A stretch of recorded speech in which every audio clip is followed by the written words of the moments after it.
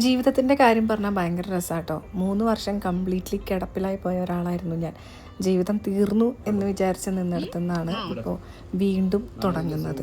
2010 എറണാകുളത്ത് വന്ന് കുറ്റിയടിച്ച് അഭിനയത്തിന് വേണ്ടിയിട്ട് ഒരുപാട് ശ്രമിച്ച് നല്ല നല്ല അവസരങ്ങളൊക്കെ വന്നു. പക്ഷേ അതിൻ്റെ ഇടയ്ക്ക് കുറേ എൻ്റേതായ പേഴ്സണലായിട്ടുള്ള കുറേ കാര്യങ്ങളൊക്കെ കൊണ്ടൊക്കെ കുറേയൊക്കെ നടക്കാതെ പോയി. പിന്നെ അതിന് ശേഷം ഒരു 3 വർഷം 2017, 18, 19, 20 അങ്ങനെ എത്രത്തോളം വർഷം ഞാൻ കംപ്ലീറ്റ്ലി കിടപ്പിലായി. പിന്നെ അവിടെ നിന്ന് എണീറ്റ് വന്നതാണ് കേട്ടോ. എണീറ്റ് വന്നത് അപ്പോൾ വീണ്ടും തുടങ്ങുകയാണ് അഭിനയം. അപ്പോൾ അതിന് വേണ്ടി എന്നെ സഹായിച്ച രാജേഷേട്ടൻ്റെ അളിയൻ വേഴ്സസ് അളിയനാണ് ഞാൻ ആദ്യം ചെയ്ത പ്രോജക്റ്റ്. അതിനുശേഷം ലേഡീസ് റൂം ചെയ്തു. പിന്നെ ഒരു ഗ്യാപ്പിന് ശേഷം രാജേഷേട്ടൻ എന്നെ വീണ്ടും വിളിച്ചത് തന്ന് എന്നെ എന്താ പറയുക ബ്ലെസ് ചെയ്തൊരു പ്രോജക്റ്റാണ് നോട്ട് ക്ലീഷേ ബട്ട് ക്ലീഷേ എന്ന് പറയുന്ന ഈ കൗമുദിയുടെ ഈ പ്രോജക്റ്റ്.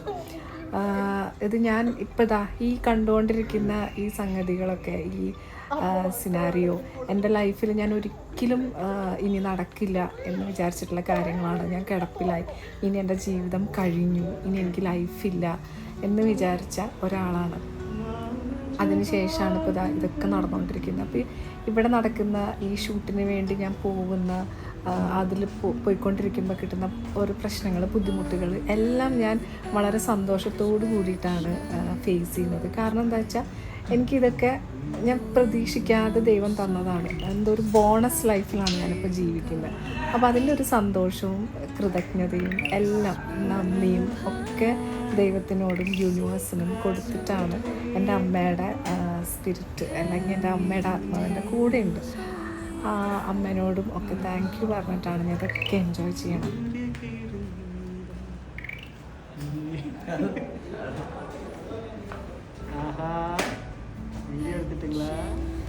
ഈ പാട്ട് പാടുന്ന ആളില്ല.